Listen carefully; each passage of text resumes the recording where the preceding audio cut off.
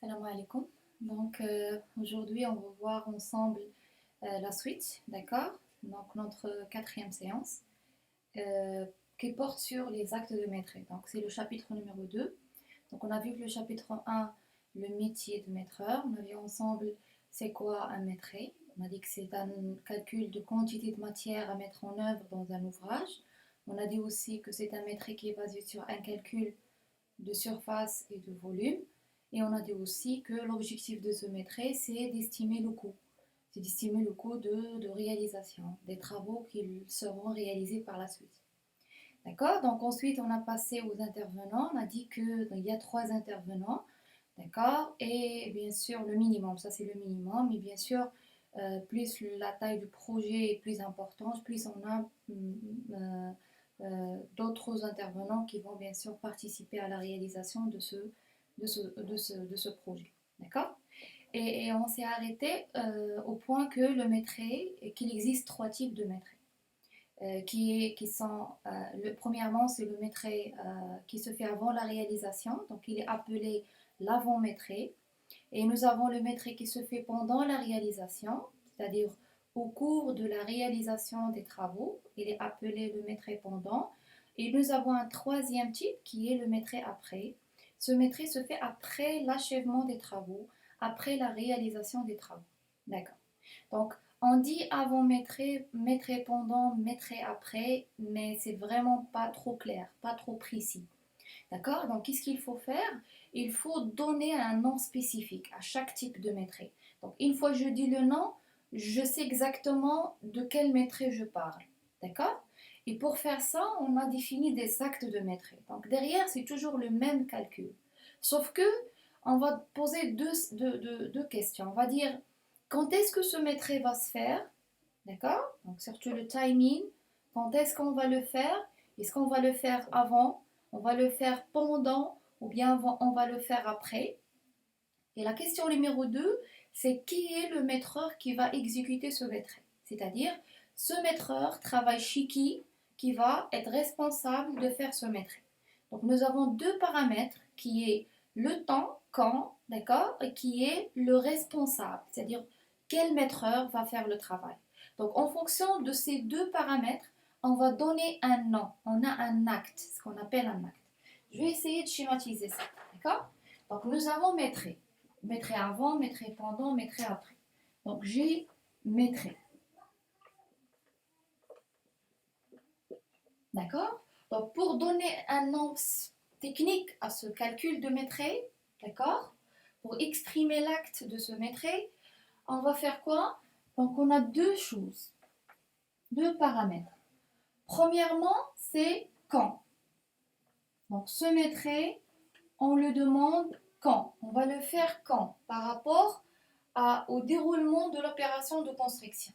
D'accord. Donc quand est-ce que c'est fait avant, d'accord, ou pendant, d'accord, ou bien après la réalisation. D'accord. Donc si le maîtrise se fait quand, se fait avant, il sera nommé avec un nom spécial, un nom spécifique. S'il se fait pendant, on va le nommer avec un autre nom, ainsi de suite. D'accord. Donc ça, c'est le premier paramètre. Deuxième question, c'est qui? C'est-à-dire, qui est le maîtreur qui va faire ce travail?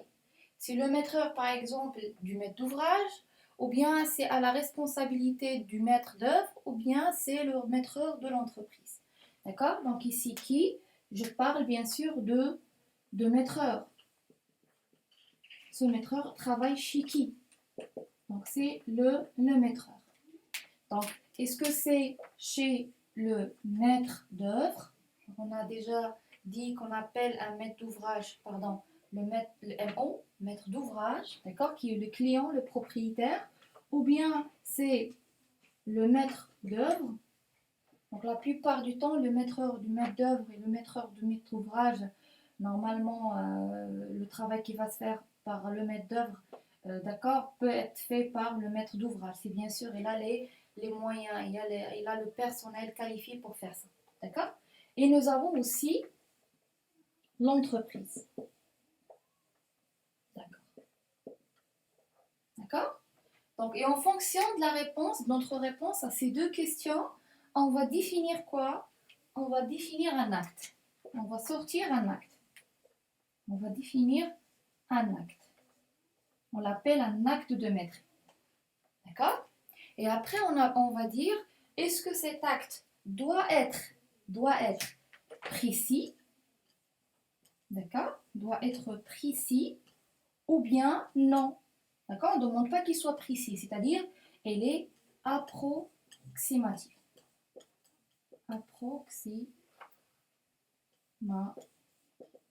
Approximative.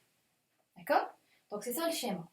Donc, pour bien expliquer ça, pour donner les actes, je vais essayer de les classer en ordre chronologique. D'accord?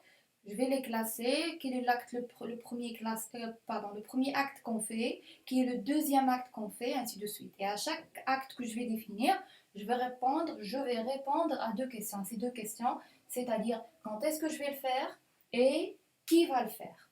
D'accord?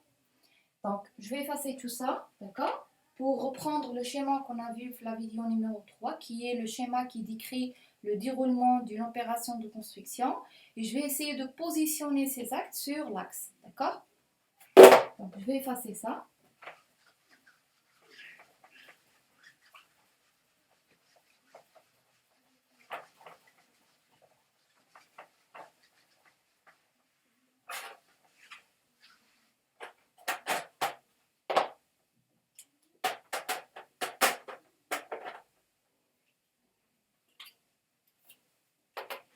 D'accord, donc j'aurai ici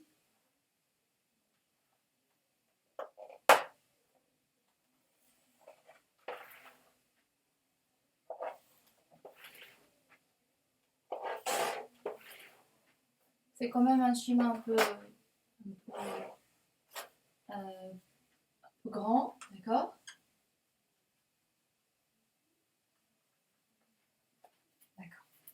Donc c'est le schéma sur lequel j'ai mis les acteurs, d'accord, les intervenants d'une opération de construction pour définir les types de maîtres. Donc, je vais travailler là-dessus, d'accord?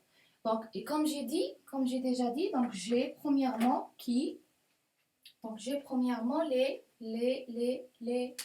le maître d'ouvrage. Donc ici, on a dit que chaque projet de construction, donc nous avons deux phases. Il passe par deux phases, d'accord? Donc nous avons la phase numéro 1 ici, d'accord? Donc phase 1, c'est la phase étude. La phase étude, d'accord? L'APS, l'avant-projet sommaire, d'accord? l'APD, d'accord? Et les études de projet, d'accord? Donc, comme on a déjà dit que la première personne qui annonce ça, qui déclare ça, qui déclenche en fait une opération de construction, c'est qui? C'est le maître d'ouvrage, c'est ça. C'est le propriétaire. Donc, je vais le mettre ici, d'accord? Donc, c'est clair. Donc, ici, je peux le mettre, c'est le maître d'ouvrage. C'est notre client, d'accord, qui annonce qu'il veut réaliser un projet. Donc c'est pourquoi il va contacter qui? Il va contacter je vais le mettre ici, un maître d'œuvre. Donc ici, un maître d'œuvre qui est la personne compétente, d'accord, qui va essayer de préparer les études, d'accord, pour concrétiser le projet. D'accord? Donc nous avons cette phase-là. D'accord? Et après, nous avons la phase réalisation. D'accord? La phase 2, qui est la réalisation. D'accord? Donc, et la phase réalisation, c'est qui va faire ça? C'est bien sûr, c'est l'entreprise. Donc, cette phase, le responsable ici, c'est l'entreprise. C'est l'entreprise d'exécution.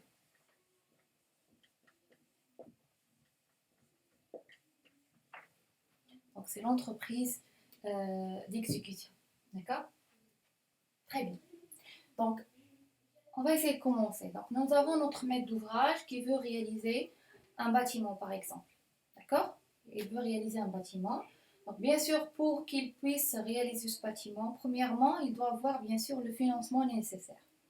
Mais, mais bien sûr, on ne peut pas être sûr que le budget que le maître d'ouvrage détient, d'accord, possède, l'endo, il est suffisant ou non pour l'opération qu'il veut, pour la construction qu'il veut. Donc la première des choses, c'est que ce maître d'ouvrage, il veut bien avoir une estimation un peu proche, d'accord, pour s'assurer que le financement qu'il a, le budget qu'il a, il est suffisant pour aller plus loin, pour aller vers la réalisation, bien sûr. Pour ça, bien sûr, il demande à un maître d'œuvre de lui faire une offre, une estimation. Donc cette première estimation, il est appelée estimation sommaire. Estimation sommaire, on dit sommaire, d'accord? C'est comme le sommaire que tu trouves quand tu ouvres un ouvrage, par exemple un livre, la première page que tu trouves, d'accord? C'est la deuxième page, d'accord? Tu trouves bien sûr le sommaire, c'est où on écrit bien sûr les différents chapitres qui seront traités à l'intérieur. Mais bien sûr, tu ne vas pas trouver le détail, tu ne vas pas trouver des extraits de paragraphes, mais tu vas trouver juste les noms des chapitres qui seront traités par la suite. Donc c'est la même chose, c'est une estimation sommaire. Ça veut dire quoi sommaire? Il englobe tout l'ouvrage, mais il ne donne pas de détails. D'accord? Donc ça, c'est le premier acte qu'on fait dans une opération de construction. Donc je vais la mettre ici. D'accord? Donc nous avons ici acte numéro 1, appelé comment? Appelé estimation sommaire.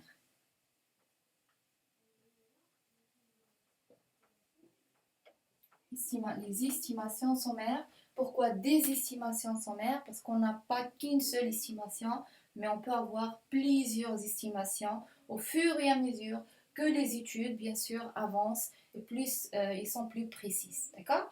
Donc cette estimation sommaire, c'est quoi? Si je veux la définir, c'est quoi?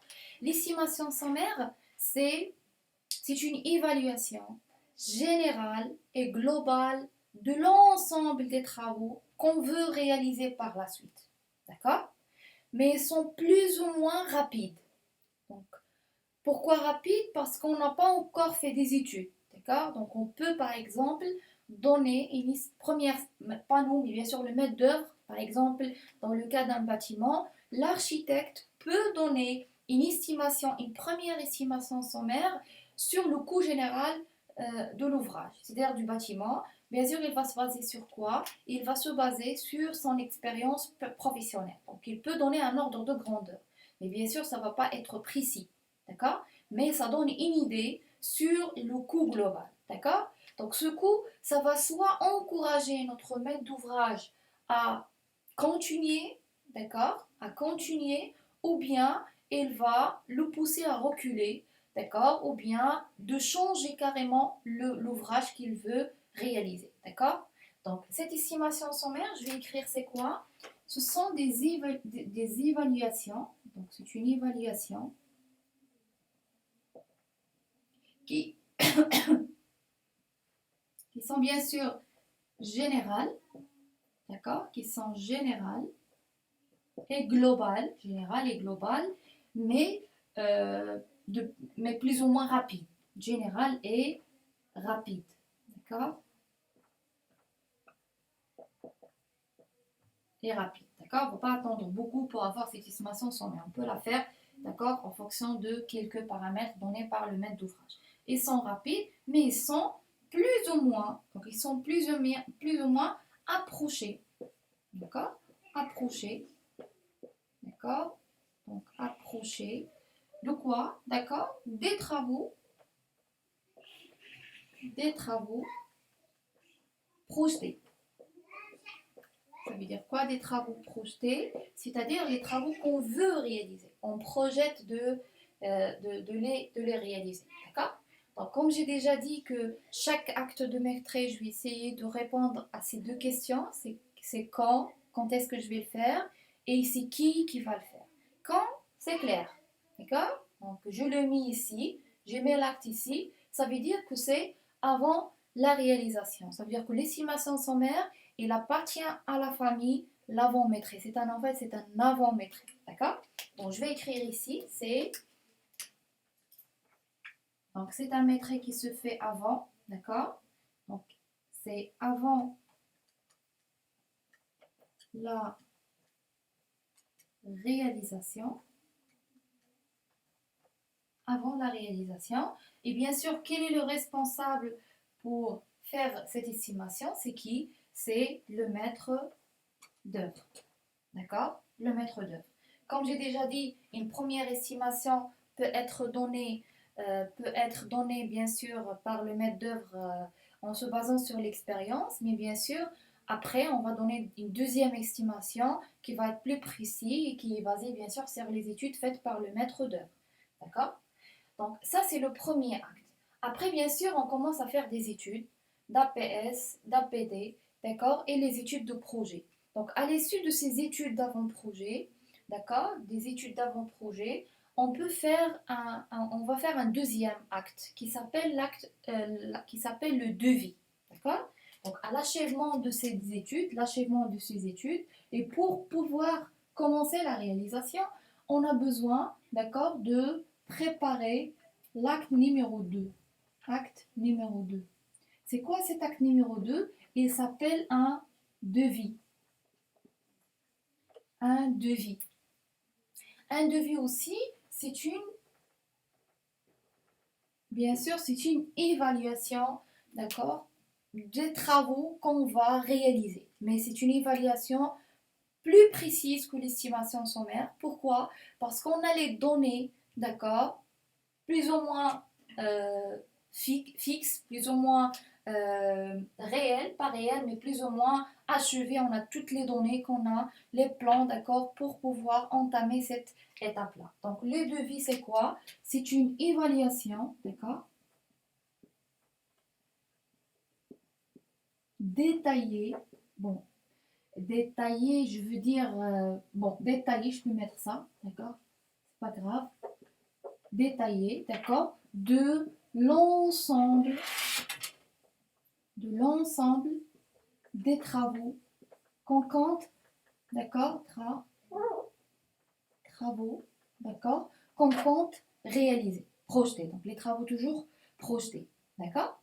Maintenant, pour faire ce devis, on passe par des phases. On passe par des phases. La première des choses, c'est de préparer ce qu'on appelle le devis descriptif, d'accord. Donc nous avons trois phases. Nous avons le devis descriptif, après on passe au devis quantitatif et après on peut passer au devis estimatif. Donc premièrement déjà, avant de se lancer dans les calculs, de calculer les quantités, j'ai besoin, imaginez un bâtiment. Vous avez un bâtiment et tu veux calculer la quantité de matériaux nécessaires pour la réalisation. Bien sûr, je ne peux pas aller directement vers la quantité. Déjà, je dois essayer de décortiquer le bâtiment. Je dois essayer de diviser le bâtiment en des éléments, en des lots, d'accord, et après en des éléments de construction, d'accord, et chaque élément de construction, je dois calculer sa quantité. D'accord. Donc c'est vraiment un travail très très difficile, mais vraiment, c'est la phase numéro un, c'est la phase la plus principale de ce devis. D'accord. Donc il faut lister vraiment l'ensemble des travaux nécessaires, d'accord, pour toutes les parties de l'ouvrage, d'accord, pour chaque partie, pour chaque lot ou pour chaque corps d'état. C'est-à-dire, par exemple, je veux calculer par exemple le béton. Je dois savoir quels sont tous les éléments qui vont être réalisés avec le matériau béton.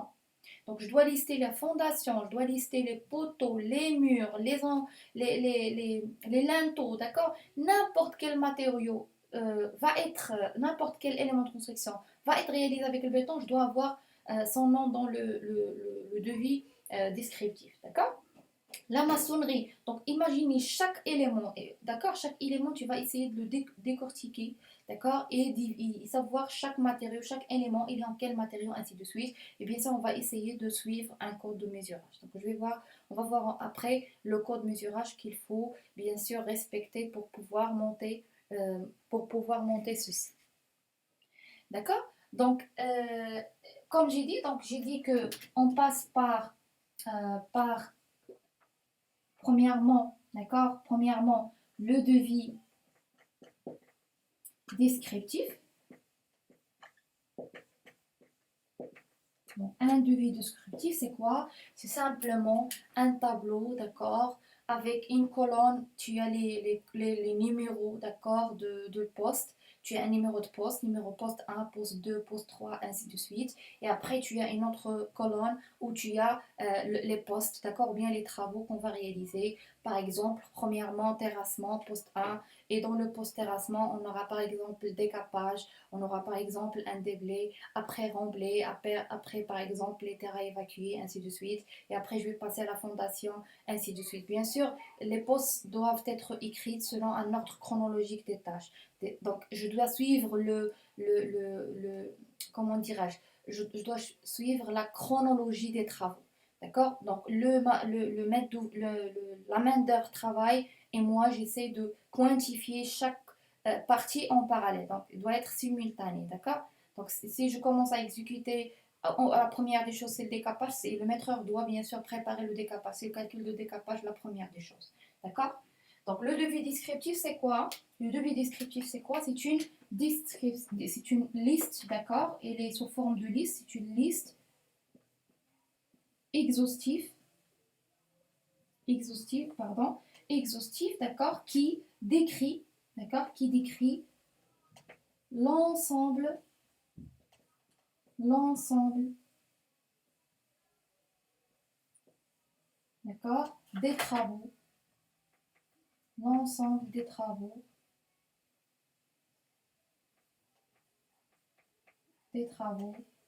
à réaliser. Bien sûr, j'ai déjà dit qu'il y a la deuxième colonne qui est le nom du poste, d'accord? Et nous avons aussi une troisième colonne qui est qui donne les unités de mesurage. C'est-à-dire, tu vas calculer le décapage en quelle unité. Donc, il te spécifie l'unité de mesurage. Et bien sûr, le maîtreur ici doit respecter cette unité de mesurage. D'accord? Je dis le béton de fondation doit être calculé en mètres cubes, c'est-à-dire tu vas calculer un volume, pas une surface. D'accord? Donc, c'est ça le devis descriptif. Donc, à l'achèvement de ça, bien sûr, comme j'ai déjà dit, ce travail doit être vraiment très minutieux et c'est vraiment la phase la plus délicate. C'est vraiment la partie la plus. C'est la casse-tête en fait du maîtreur. D'accord. Parce que si tu oublies un poste, d'accord, ça va être imputé sur le devis final, qui est le coût global du projet. D'accord. Et ça va vraiment affecter pas mal de choses par la suite. Donc, c'est pourquoi il faut être très très précis, il faut être méthodique et il faut bien sûr suivre le code de mesurage. Donc, à la fin de ce devis descriptif, je peux passer à calculer la quantité des postes. Maintenant, je vais sortir les plans, d'accord, pour calculer les quantités de chaque poste que j'ai déjà énuméré. D'accord. Donc, la phase numéro 2, c'est le devis quantitatif. Quantitatif. Donc, le devis quantitatif, c'est quoi? C'est toujours le même tableau qu'on a. On va rajouter une autre colonne où on va affecter à chaque poste, d'accord, à chaque travail, d'accord, à chaque tâche élémentaire, sa quantité, d'accord? Bien sûr, en respectant l'unité de mesurage. Comment on va faire? Bien sûr, à ce stade-là, on va se baser sur les plans, d'accord? Donc, vous allez prendre comme on a fait déjà dans l'exemple, dans l'introduction. Donc, vous allez prendre le plan, chercher la forme géométrique, essayer de trouver la formule adéquate et appliquer. D'accord. Donc, c'est soit un calcul de volume, un calcul de surface ou calcul de périmètre, ainsi de suite. D'accord. Donc, le devis quantitatif, qu'est-ce qu'il contient? Donc, c'est une estimation quantitative des projets. C'est un calcul de quantité. D'accord. Donc, on fait le calcul ici, calcul de quantité, de quantité des différents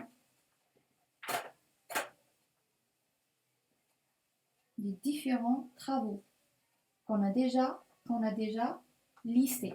D'accord. Donc, je vais affecter à chaque poste sa quantité. Terrassement, la quantité, déblai quantité, remblai quantité, ainsi de suite. D'accord. Chaque poste est là sa quantité. Et bien sûr, après ça, je passe à quoi? Donc je passe au devis estimatif. Comme on a dit, l'objectif de maîtrise, c'est pas de sortir les quantités, d'accord, mais pour à la fin arriver à calculer le coût, c'est-à-dire estimer le coût de l'ouvrage. D'accord? Donc on passe au devis estimatif. Donc ce devis estimatif, c'est quoi? C'est en fait, on va calculer le coût de ces quantités-là. Comment? C'est par multiplication de la quantité calculée fois le prix unitaire. D'accord? Donc on va appliquer la formule suivante. Nous avons coût, d'accord, I, par exemple, du poste I, égale à quoi? Égale à la quantité I fois le prix unitaire du poste I. D'accord? Donc c'est une multiplication de la quantité. Bien sûr, donc je rajoute une autre colonne, d'accord, où j'affecte les prix, d'accord? Et bien sûr, ce prix va être multiplié par la quantité pour sortir le coût. Et à la fin, je fais une sommation de l'ensemble des coûts pour sortir le coût global du projet. D'accord? Donc ça, c'est l'acte numéro 2, qui est le devis. Donc dans ce devis estimatif, je vais répondre toujours à la question, c'est quand est-ce que je fais cet acte? Donc quand est-ce que, bien sûr, puisque je l'ai mis ici, donc je parle toujours d'un avant-maîtrise, c'est un maîtrise qui se fait à la base des plans exécutés. Mais qui va le faire? Nous avons deux personnes qui vont le faire, deux entités qui seront chargées de faire ce devis. Donc nous avons, c'est pourquoi on a deux types de devis estimatifs. Nous avons le devis estimatif commercial et nous avons le devis estimatif technique. D'accord? Donc le devis estimatif commercial, c'est un devis qui permet, bon, pour le devis estimatif technique, donc ici je vais écrire, nous avons deux types de devis. D'accord? Donc je peux sortir ça, comme ça. D'accord? Donc nous avons le devis estimatif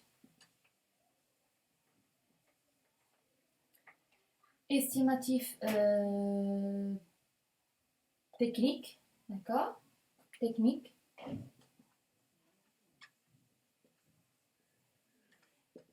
Et nous avons le devis estimatif commercial.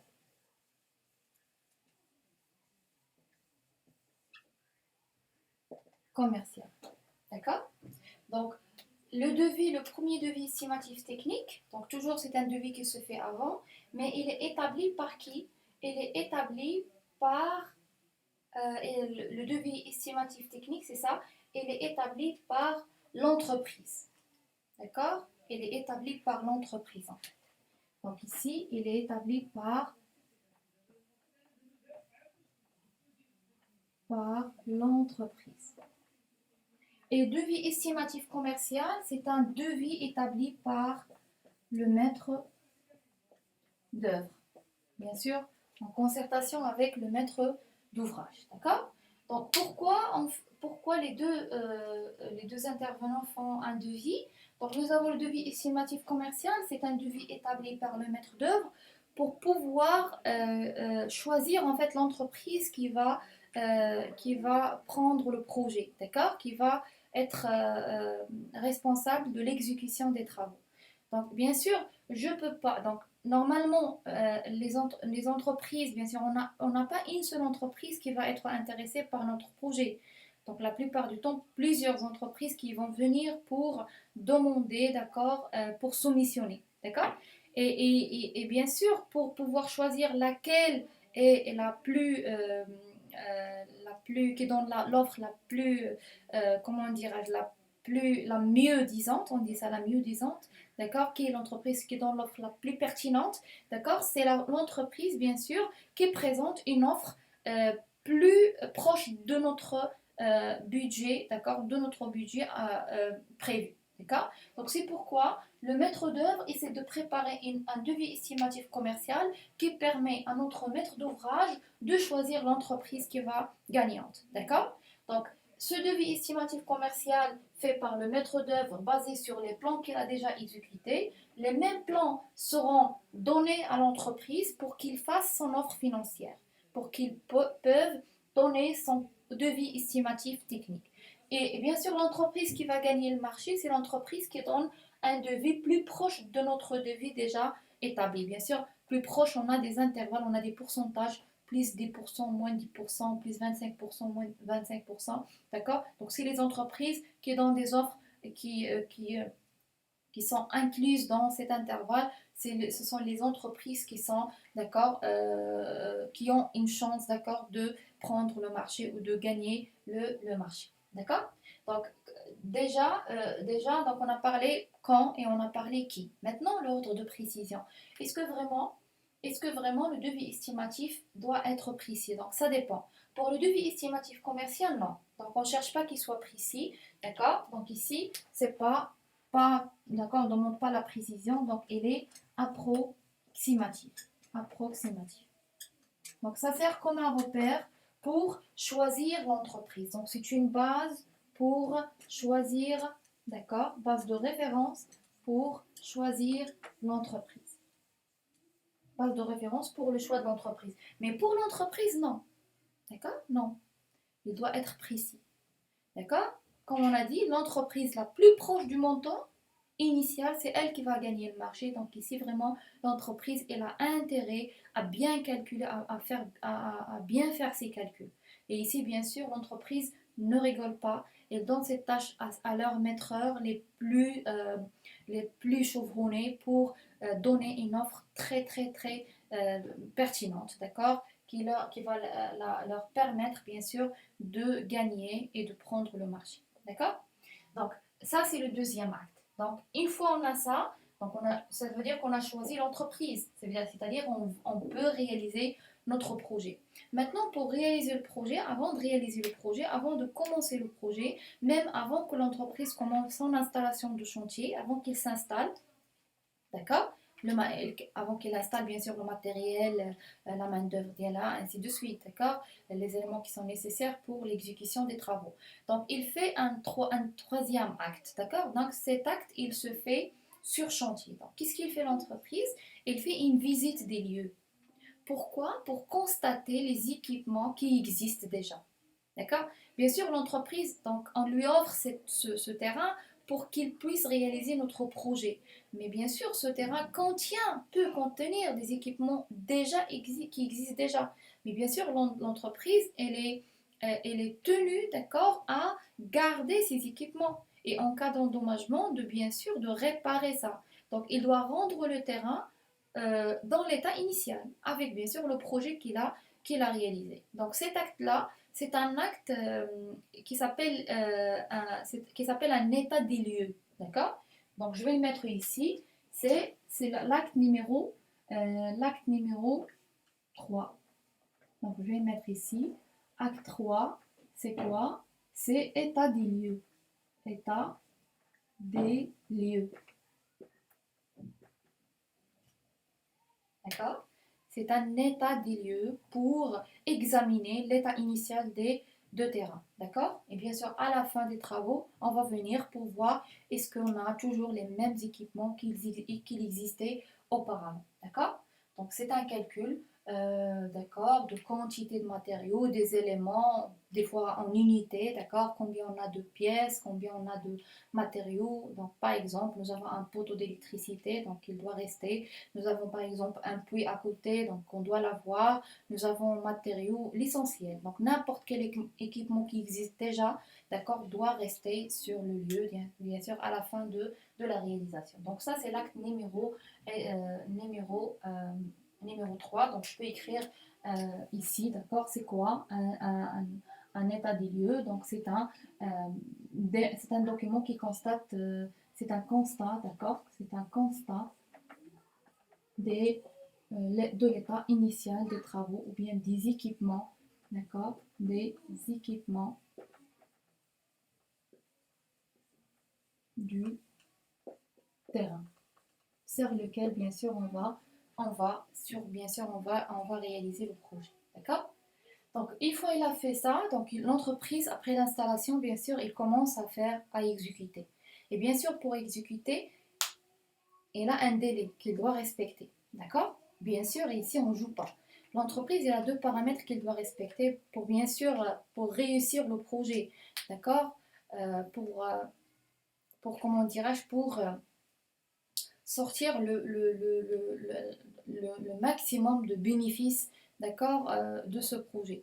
Donc bien sûr, il a le délai, c'est-à-dire le temps, et ce délai, il est décrit dans le cahier de charge, c'est-à-dire l'entreprise, il trouve déjà le délai spécifié par le maître d'ouvrage avec le maître d'œuvre, bien sûr, d'accord, il te dit, voilà, le délai, il est de temps, de jours ou de mois, bien sûr, d'accord. Donc normalement, l'entreprise, il est tenu à respecter ce délai. Sinon, s'il ne respecte pas ce délai, un jour de retard, il sera pénalisé par une amende. D'accord? Donc avec un pourcentage qui sera retiré du montant global de l'exécution des travaux. D'accord? Et le deuxième, c'est le prix. En fait, l'entreprise, quand il a précisé le devis estimatif technique, normalement, euh, l'entreprise, quand il a défini ça, bien sûr, avec une marge bénéficiaire. Donc, il ne va pas vraiment réaliser le projet avec le montant global qu'il donne au maître d'ouvrage, mais bien sûr avec une marge bénéficiaire. Donc, il prend le coût de réalisation et il rajoute une marge bénéficiaire, une ربح ديالها en fait. D'accord? Donc, normalement, باش vraiment يبقى لها هذاك الربح, il doit vraiment respecter le montant qu'il a déjà prévu. D'accord? Donc, c'est ça, c'est la responsabilité de nos conducteurs de travaux, nos ingénieurs des travaux, bien sûr, pour essayer de gérer ça. Il faut que les travaux, bien sûr, respectent le délai et bien sûr rester toujours dans le budget alloué au début. D'accord? Donc, l'entreprise, pour gérer ça, pour gérer le délai, par exemple, on va prendre le cas le plus, le plus parlant, on va prendre par exemple un barrage. Donc, tu as par exemple un barrage, tu es en train de réaliser un barrage. Le délai d'un barrage, donc ça peut aller de 3 ans, 4 ans, 5 ans. Donc, je ne peux pas vraiment attendre jusqu'à la fin pour me retrouver avec un dépassement, avec un retard. Donc, bien sûr, je dois être sûre que la cadence du travail, elle est dans les normes. Et ça veut dire que la vitesse avec laquelle je travaille va m'amener, d'accord, à terminer la tâche, ou terminer les travaux avant la fin du délai. D'accord? Pour ça, l'entreprise, elle est vraiment appelée à faire des états de situation. Donc, c'est un métrique qui va permettre de connaître l'avancement des travaux. D'accord? Donc, c'est l'acte numéro 4. Donc, on va le faire après l'état des lieux. Donc, je vais le mettre ici. C'est acte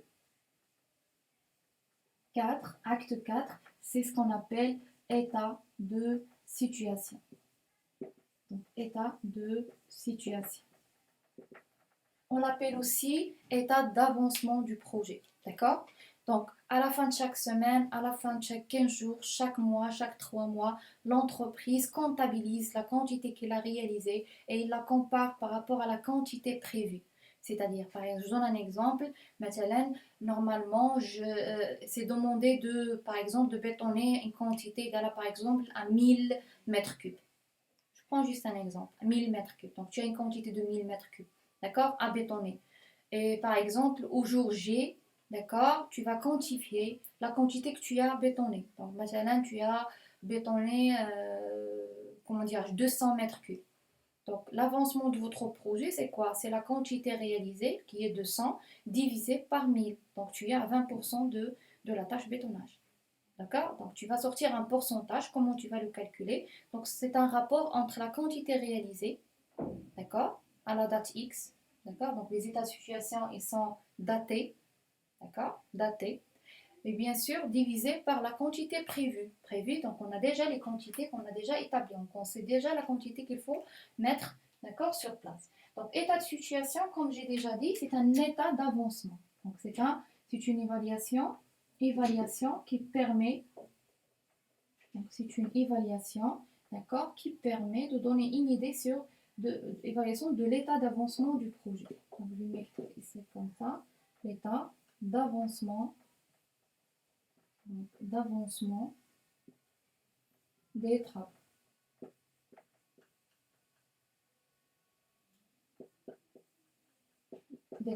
Comme j'ai déjà dit, l'état de situation doivent être datés, c'est-à-dire il faut mettre la date. D'accord? Là, les deux questions qu'on a déjà dit, donc quand est-ce qu'on va la faire? Donc ça paraît logique que l'état de situation, c'est un métrique pendant, c'est-à-dire c'est un métrique qui se fait au cours de la réalisation. Je ne peux pas faire un état de situation avant le commencement des travaux. D'accord? Deuxième question, c'est quoi? La deuxième question, c'est quoi en fait? La deuxième question, c'est qui?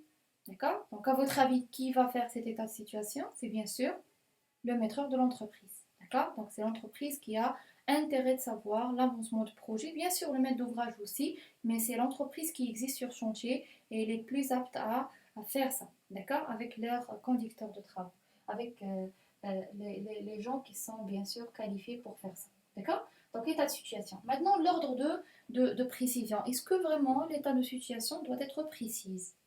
Non. Non. Donc on ne demande pas la précision. Pourquoi? Parce que bon, on veut juste savoir est-ce qu'on est sur la bonne route ou non.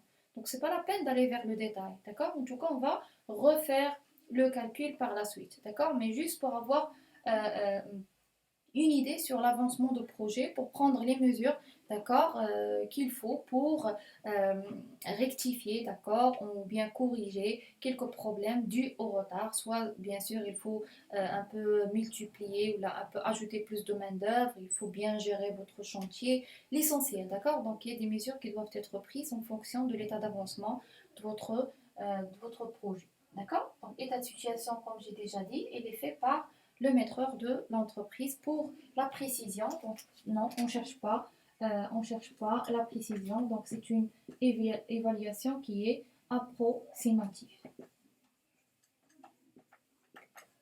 D'accord? L'état de situation, il permet aussi, à part de donner en fait l'idée sur l'avancement de projet, il permet aussi de payer l'entreprise. C'est de payer les acomptes. J'ai déjà expliqué ça dans la vidéo numéro 3, je pense. D'accord? Que bien sûr, l'entreprise ne peut pas attendre l'achèvement des travaux pour être payée. Les entreprises n'ont pas les moyens, d'accord, financiers pour supporter toutes ces charges-là, d'accord, jusqu'à la fin. C'est pourquoi, d'accord, il a la possibilité d'être payé d'une manière périodique. On appelle ça les acomptes. Donc, ce sont des demandes de paiement, d'accord, exprimées par l'entreprise et données au maître d'ouvrage pour être payé. Donc, il est payé à la base de ça, d'accord? Et puisque, bien sûr, en tout cas, l'entreprise est tenue de faire tout, d'accord? Donc, normalement, on doit la payer sur la totalité du prix qu'on a déjà cité, d'accord, qu'on s'est déjà mis en accord sur le montant du projet, d'accord, sur le prix de marché. Donc, c'est pas vraiment très très important, d'accord, d'être proche en fait de la valeur réalisée. Mais bien sûr, il faut pas toujours, il faut pas encore s'écarter, d'accord, s'écarter de la réalité. S'écarter de la réalité parce que pourquoi? Parce que des fois on aura des fois, on a des imprévus. Par exemple, des fois, l'entreprise elle déclare faillite. D'accord? Des fois, il y a un changement de maître d'ouvrage. Des fois, on a des changements de maître de l'entreprise même. D'accord? Des arrêts de chantier. Donc, dans ce cas, il faut vraiment que le calcul. On ne demande pas la précision, beaucoup de précision, trop de précision, mais vraiment, il faut pas aller vers des valeurs qui sont très, très, très, très loin de la valeur réelle. D'accord? Très bien. Donc après ça, on va passer à l'acte numéro 5. Donc c'est pas un acte qui se fait avant l'état de situation ou après la situation, mais c'est juste un numéro. Donc je peux avoir l'acte numéro 5 avant l'acte numéro 4. D'accord? Donc il n'y a pas de relation entre les deux. Mais état du lieu, oui. Donc c'est vraiment le premier acte qui se fait sur chantier avant le commencement des travaux. Donc l'acte numéro 5 ici, acte 5, c'est les attachements. Les attachements. Attachement vient du verbe attacher.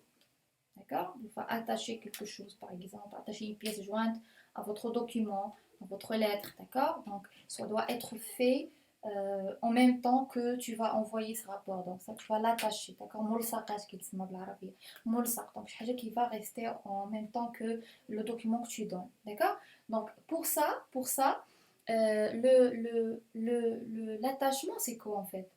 Nous avons dans l'opération de construction, donc pour réaliser un ouvrage, on a des ouvrages qui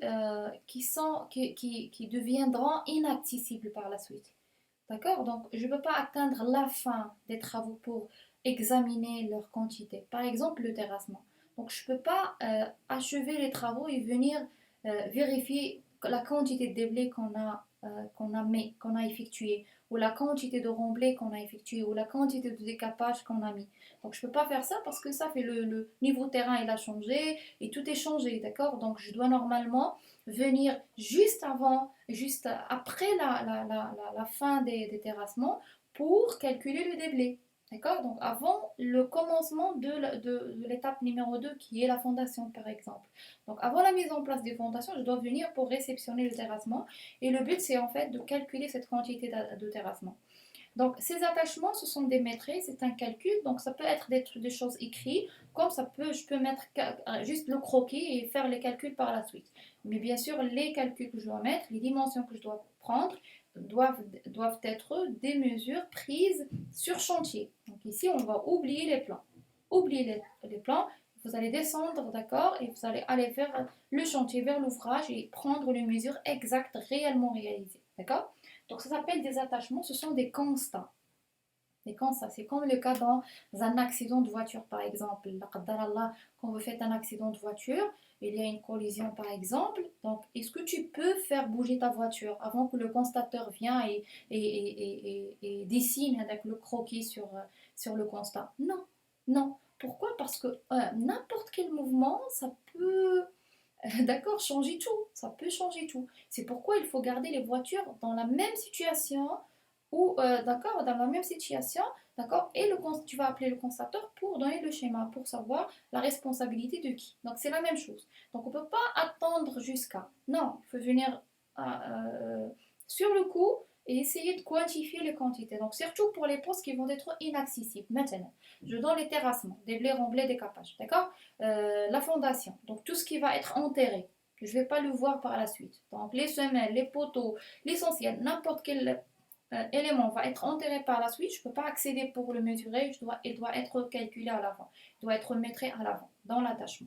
Et on a des attachements de terrassement, attachements de fondation, ainsi de suite. D'accord? Donc c'est clair, je pense. L'attachement, c'est quoi? C'est un constat. D'accord? Ça, c'est un constat des équipements qui existent déjà dans le terrain avant la mise en place. Non, c'est un constat des éléments, d'accord, ou des travaux qui vont être inaccessibles. Inaccessible. Inaccessible, c'est-à-dire que je ne peux pas y accéder pour les calculer, ou bien invisible. D'accord? Invisible. Donc je parle ici surtout pour les terrassements. Donc terrassement et fondation. Et autres. D'accord? La règle, c'est que le poste va être invisible. C'est-à-dire la règle. D'accord? Et si j'ai donné juste l'exemple. Donc on va poser les deux questions. Premièrement, quand? Donc, quand, c'est clair. C'est pendant la réalisation. Deuxième question, c'est qui? Je pense aussi c'est clair. C'est qui? C'est le maîtreur de l'entreprise, bien sûr, de l'entreprise. Mais bien sûr, les attachements doivent être validés, c'est-à-dire il faut que le maître d'œuvre, bien sûr, ou bien le représentant du maître d'ouvrage doit être présent, d'accord, lors de ces relevés-là. D'accord? Ils doivent être validés, bien sûr, parce qu'on ne peut pas vérifier avec l'entreprise par la suite. D'accord? Donc, ils sont validés et réceptionnés par les deux parties contractantes. D'accord? Donc ensuite, donc comme j'ai déjà dit, j'ai déjà signalé qu'ici, il n'y a pas un ordre chronologique. Donc je peux avoir un attachement avant l'état de situation, comme je peux avoir l'état de situation avant l'attachement.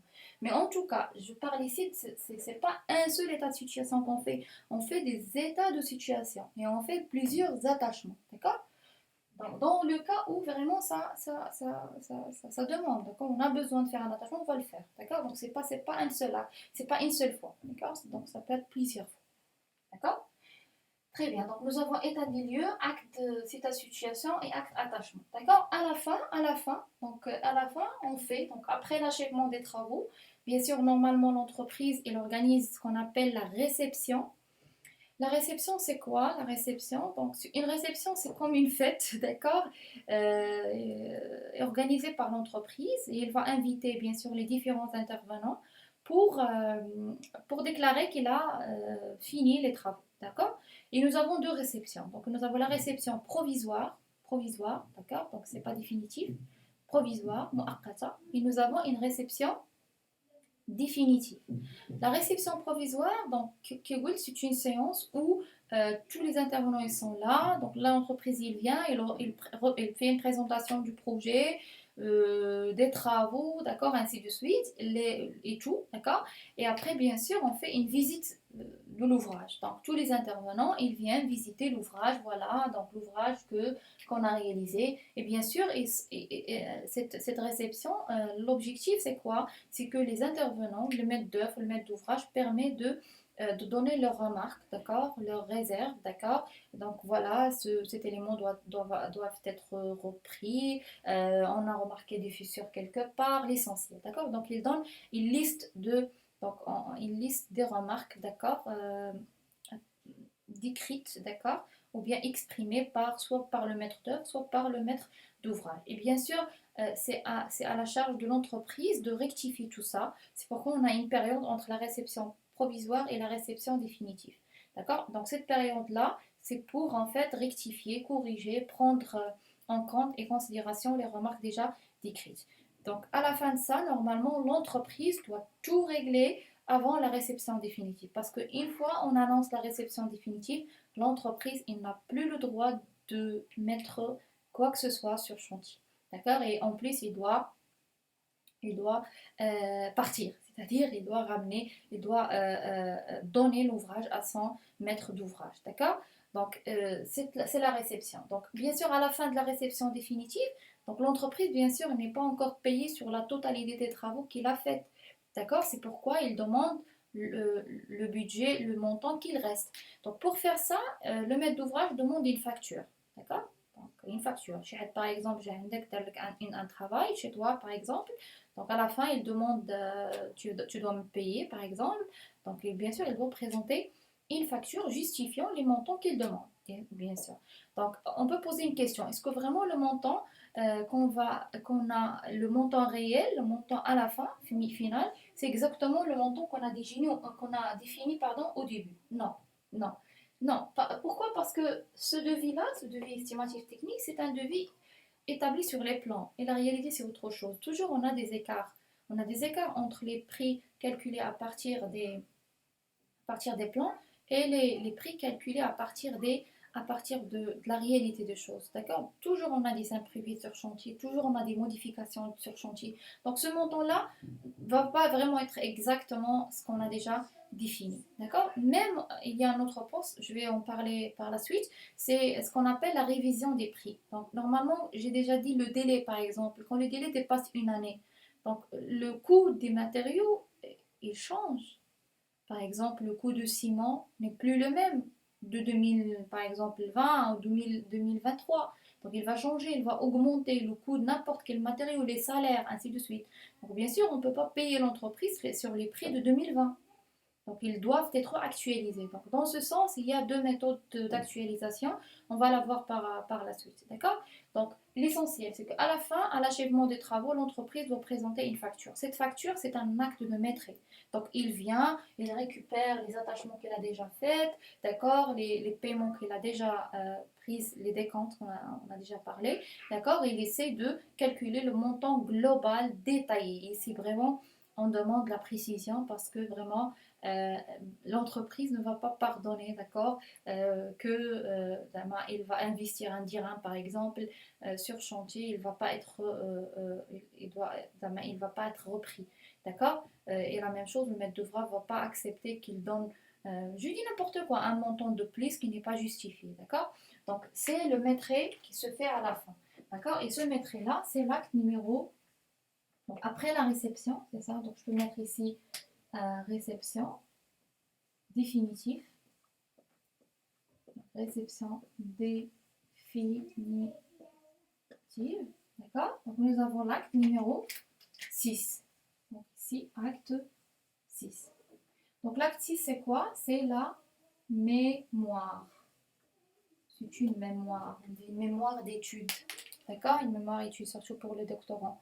D'accord. Une mémoire. D'accord. Donc c'est vraiment un truc général, global et détaillé. Il englobe tout le travail qu'il a fait pendant 2 ans, 3 ans. D'accord. Donc c'est ça, c'est une mémoire. La mémoire, c'est quoi? C'est une facture. Comment il est détaillé. D'accord? Donc détaillé et aussi global. D'accord? Des travaux réalisés. Donc ici, on va calculer les coûts en fonction des travaux réalisés, pas les travaux prévus. D'accord? Donc qui va la faire? C'est l'entreprise. Bien sûr, c'est le maître de l'entreprise. C'est la même chose, c'est le même degré d'importance comme le devis estimatif technique. Ce sont les vrais maîtres qui vont faire ça. D'accord? Et bien sûr, quand est-ce que c'est à la fin de maître? Donc c'est un maître après. Parce qu'il est basé sur le relevé sur chantier. Sur le relevé sur chantier, c'est ce qu'on a réalisé. Maintenant, oubliez les plans, oubliez tout ça. D'accord? À part bien sûr la partie attachement. Mais la partie attachement, elle est basée sur ce qu'on a réalisé. Mais dans le cas où tu as fait des croquis sur les postes, terrassement fondation, donc tu as que les plans. Donc, mais ce sont des plans par des relevés. Et c'est de relever sur chantier. D'accord? Donc je pense que c'est ça. D'accord? Il me reste deux autres actes, d'accord, qui accompagnent un peu les actes de maîtrise. Par la suite. D'accord? Euh, donc je vais passer maintenant, je pense que je vais, donc je sais pas le temps là, donc j'ai encore 5, d'accord, donc je ne veux pas faire deux vidéos là-dessus, je veux que le cours soit bien fait en un seul coup, d'accord, donc c'est pourquoi je vais enchaîner.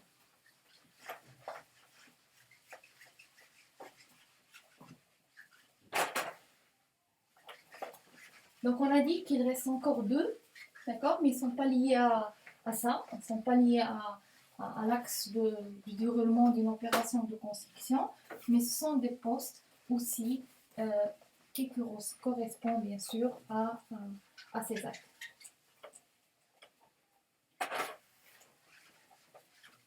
D'accord. Donc je vais parler d'un poste qui s'appelle le compte pro rata. Donc un compte pro rata, c'est quoi? Donc, je vais mettre ici compte pro rata. Pro rata.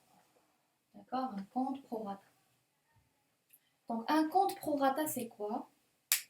Donc dans le cas des ouvrages, surtout les grands ouvrages, je parle des ouvrages d'art, donc c'est très rare de trouver une seule entreprise sur chantier. La plupart du temps, on trouve plusieurs entreprises qui travaillent sur le même chantier.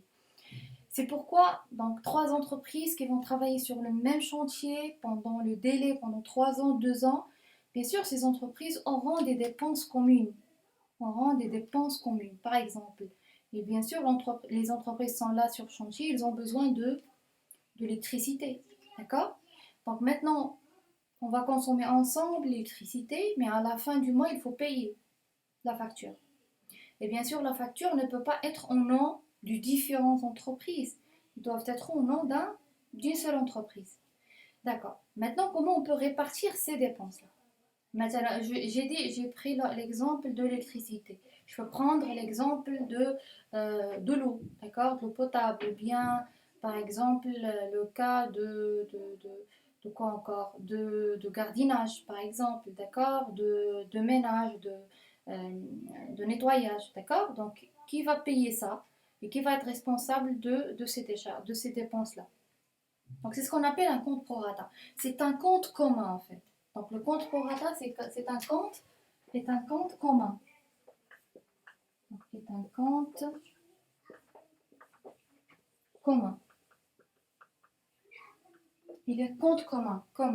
D'accord? C'est comme si tu vas faire un compte compte de famille. D'accord? Donc, compte commun entre les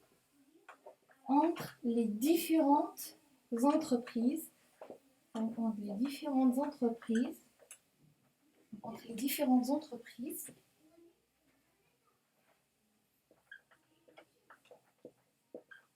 D'accord, qui vont travailler sur le même chantier.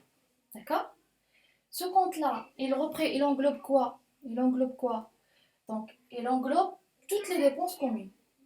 Électricité, la connexion, le nettoyage, le gardiennage, ainsi de suite. Maintenant, qui va gérer ce compte? Qui va gérer ce compte? Quelle entreprise qui va être responsable de ce compte? Donc, c'est l'entreprise qui présente ou qui détient, qui possède en fait le lot le plus grand, ou bien comment dirais-je, la grande part du marché. Ça veut dire, chaque marché, là, il a un prix. D'accord? Et quand on a plusieurs entreprises, donc chaque entreprise, il va bénéficier d'une partie de ce montant. Par exemple, je prends un exemple. Je prends par exemple un barrage qui va être construit avec, par exemple, on a un exemple pour simplifier, d'accord, mais c'est pas réel, 100 millions maintenant. 100 millions de dirhams pour réaliser un barrage. D'accord? Donc, fait les 100 millions, tu as trois entreprises qui vont faire le travail. Bien sûr, 100 millions, donc il va être divisé en trois. Mais bien sûr, pas 3, et 100 sur 3, ou que l'autre a de 33 millions. Non, ça dépend là la consistance des travaux, le volume des travaux qui va être fait. Donc, par exemple, l'entreprise qui détient le poste maintenant, les travaux gros œuvres, c'est elle qui détient le maximum, qui va faire le maximum de travaux. Donc, maintenant, il va faire 80% des travaux, il va être payé de 80% du montant global. Donc, avec 100 par exemple, je vais prendre un cas. Alors, maintenant, il y a trois entreprises. Entreprise 1, entreprise 2 et entreprise 3. D'accord? Le montant global du projet, c'est 100. Donc, 100 millions. D'accord? Donc, l'entreprise qui détient en fonction de quota de l'entreprise par rapport aux travaux, maintenant, elle va par exemple 60 millions. D'accord? هذه غتاخد par exemple 30 millions وهذه بحال بقى ليا donc 10 millions. D'accord? Donc là des entreprises. Maintenant, quelle est l'entreprise qui va être responsable de ce compte prorata? C'est l'entreprise 1. Pourquoi? Parce que c'est elle qui détient le lot le plus important. D'accord? Maintenant, comment on va répartir ces dépenses? C'est en fonction du quota de pourcentage du prix qu'il a par rapport au prix global. Donc ici, j'ai pris 100, donc 60. Donc il a 60%, il va prendre 60% du montant global. Donc il va payer 60% de la consommation. Et l'entreprise 2, il va payer 30% et l'entreprise 1, il va payer 10%. D'accord? Donc on affecte le pourcentage, comment dirais-je, on va affecter, chaque entreprise va payer le même pourcentage, d'accord, qu'il a par rapport au prix global. D'accord? Et bien sûr, le compte, il est géré par l'entreprise qui détient le lot le plus important. D'accord? Donc, je vais mettre ça ici. Donc, c'est un compte commun entre les différentes entreprises qui travaillent, d'accord, qui travaillent sur le même chantier, travaillent sur le même chantier, et dans la même période, bien sûr. D'accord? On ne va pas prendre une entreprise qui a dit par exemple une semaine, on va تخلص مثلا وحده اللي جالسه tout le temps sur chantier. D'accord? Donc sur le même chantier, d'accord, dans la même durée, D'accord? Il est géré par qui? Donc, ce compte est géré par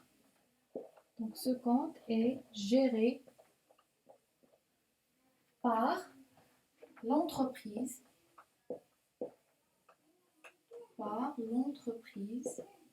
qui détient le plus grand, le lot le plus grand, d'accord? Le pourcentage le plus grand. Le lot le plus important. D'accord? Et les dépenses, bien sûr, vont être calculées en prorata de leur quota. D'accord? Donc, le compte peut en regrouper quoi? Donc, les frais d'électricité. Bon, j'ai déjà dit que c'est pas clair. Donc, je vais prendre le noir. Donc ici, ça regroupe le compte prorata, les frais d'électricité. Donc les frais d'électricité. Donc aussi tout ce qui est à vaisselle, ainsi de suite. D'accord? Ça peut être aussi le gardiennage, le nettoyage, ainsi de suite. D'accord? Très bien. Donc c'est pour le compte prorata, c'est bon. Donc, un troisième, c'est la révision des prix. Donc, j'ai déjà parlé de ça.